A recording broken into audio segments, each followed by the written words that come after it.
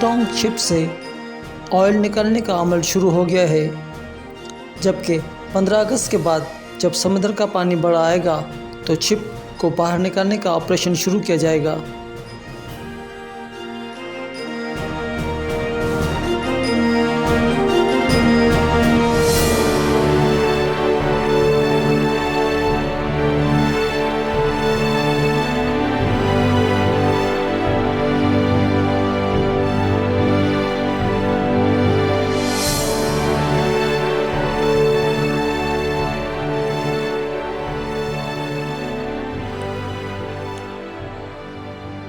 सन 2011 में तैयार होने वाला हैंगटोंग नामी बहरी जहाज़ बुध की शाम कराची में समुद्र से साहिल पर आने के बाद रेत में धंस गया था।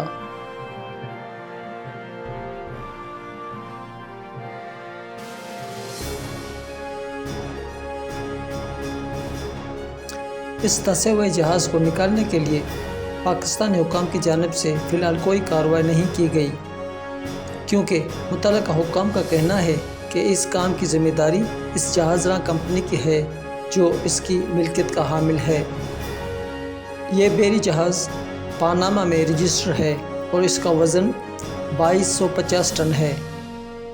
कराची के पोर्ट ट्रस्ट के तर्जुमान ने BBC को बताया कि ये मालबरदार बहरी जहाज़ हांगकांग से आया था, जिसमें कंटेनर समेत अमला सवार था।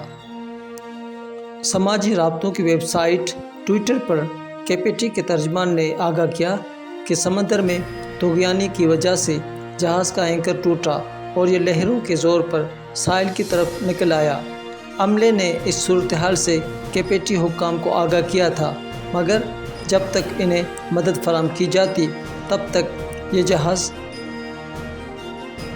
ये जहाज़ कम गहरे पानी तक पहुंच चुका था, जहां ये रेत में धंस गया।